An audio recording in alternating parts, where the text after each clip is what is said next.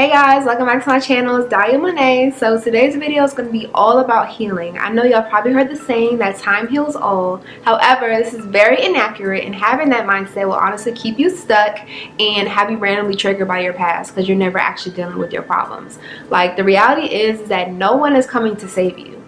No one's coming to save you. Like, yes, your trauma or pain may have been at the hands of someone else, but it's your responsibility to be able to pick up the broken pieces and put yourself back together. Like, we're grown now. We have to take responsibility for our lives. Like, if you really want to get the most out of life, we have to do our work and do our healing.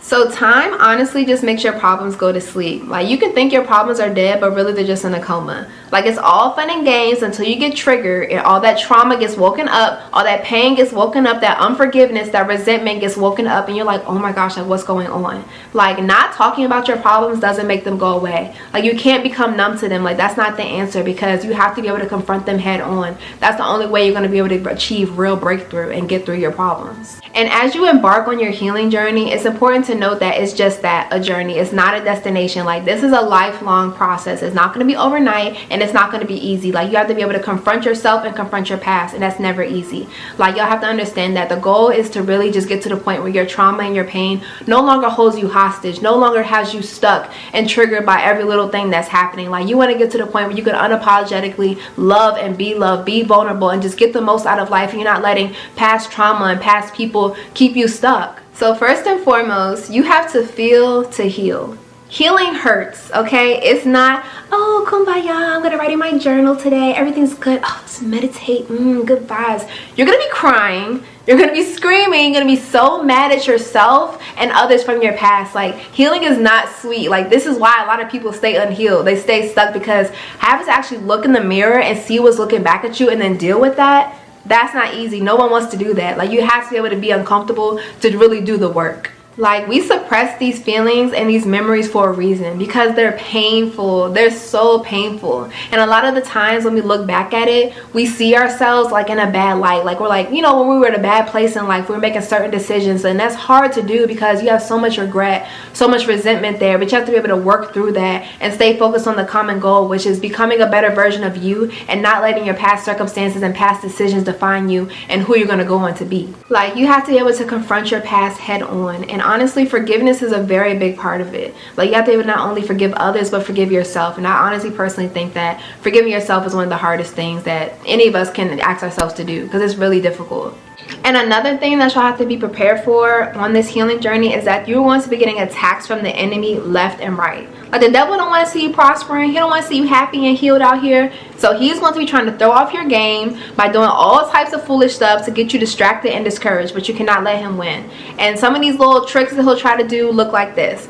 One, he'll have people from your past resurface, you know, randomly try to come back into your life and distract you. And these could particularly be the same people that caused you the pain and the hurt in the first place, or these people that you have since removed from your life because you know they aren't good for you. You know, they trigger you, to bring out the worst in you, yet they're trying to come back. Like, he knows that he's going to use it to his advantage. Another thing is, like I said, healing is not easy. It's gonna hurt. It's gonna be painful. So he's gonna be like, you know what? Just take a load off. You know, why don't you go pick up that liquor? Why don't you pick up that blunt? You know, why don't you go mess with that person you know doesn't care about you or your health? Just to, you know, so you don't have to feel anything. You know, just do whatever. Just release it. Just numb the pain. Or in my case, be in the bed all day and sleep because you're so, you know, upset and, oh, woe is me, da da da. End up self-sabotaging because I'm not being productive, and it's trickling into other areas of my life. And then third is he's going to have random people trigger you. This can be family, this can be friends, you know, just saying different things. Oh, you're healing now?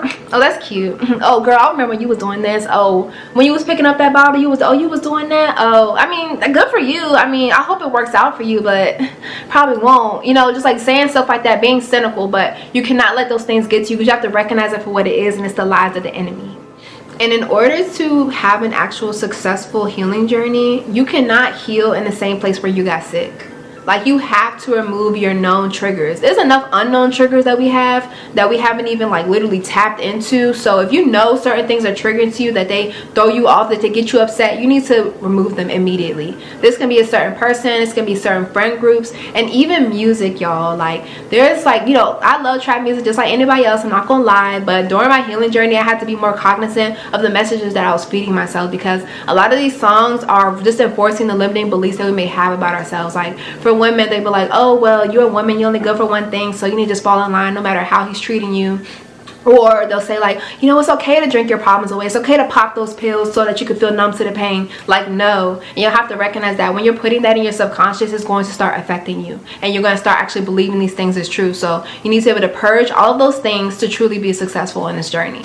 And if you're healing from a past relationship or situationship, check out my last video, then you need to block or mute these people on social media. And if you need, maybe even your phone, depending on if you know they're going to try to disrupt your healing journey. But particularly on social media, because we just, you know, aimlessly scroll through there. And I can't tell you how refreshing it is, whether y'all ended on bad terms or not, to not constantly see their face, not see what they're doing in their new life, you know, their new person that they're with. Like, it's important to have confidence in knowing that you're not looking out the rearview mirror and that you're staying focused on your own journey and not constantly reminding yourself of the past, because like honestly what they're doing is none of your business. If you're so focused on what they're doing, who they're with, you know, what they got going on, you're not truly focusing on yourself and you're letting yourself be distracted.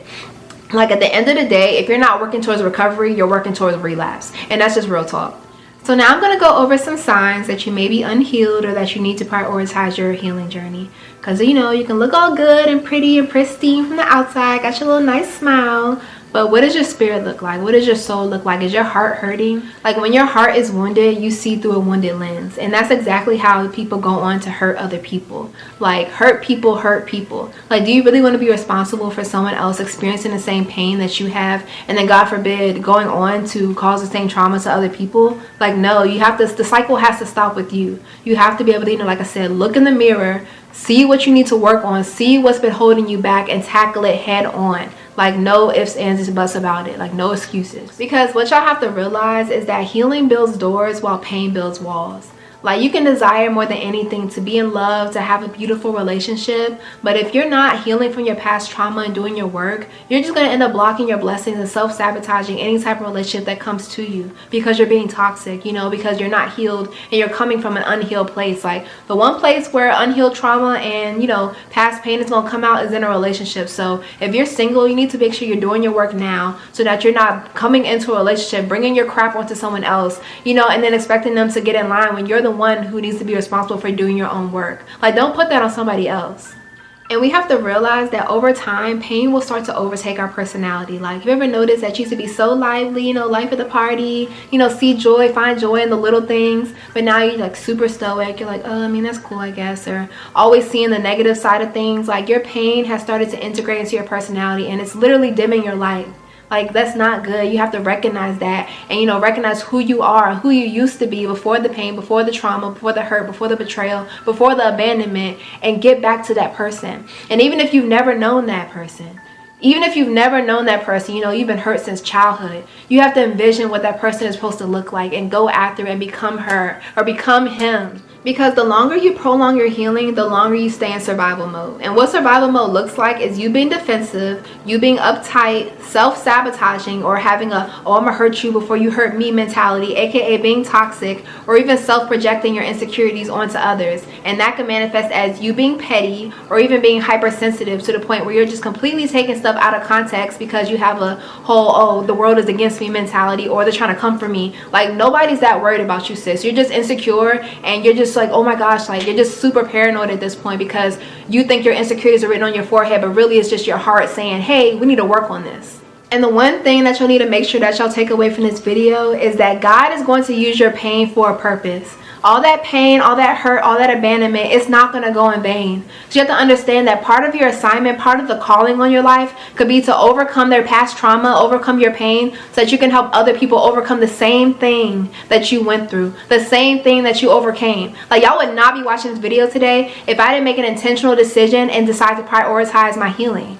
Like you have to understand that it's bigger than you. It's bigger than me. Like it's God's work that you're watching this video right now. It's God's work that I've been obedient to doing my work and healing, not laying in bed all day feeling sorry for myself or feeling sorry for what happened to me. I made the conscious decision to look to the future, look to what God is directing me to, you know, the calling on my life, so that I can help deliver other people. Like other people's life and breakthrough is literally waiting on you to do your work.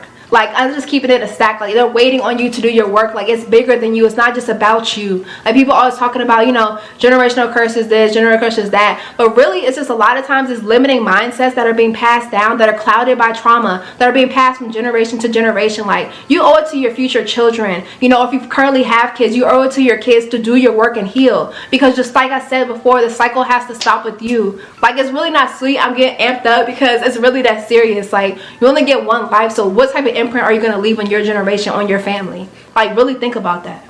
So with all that said, I'm gonna go ahead and end this video here. You know, it's getting a little hyped up, but it's actually because I really care about what I'm talking about.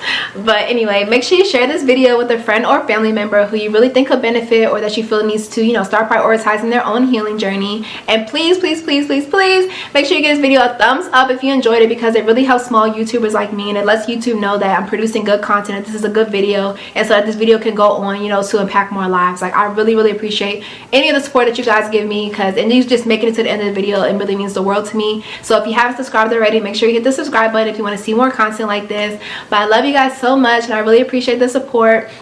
And also, if you guys are interested in me doing a video about the exact steps that I took, you know, on my healing journey and continue to take, make sure, you know, let me know down below in the comments. I could definitely make that for you guys. So hope you guys have a blessed day, and I love you so much. Bye. Peace and blessings.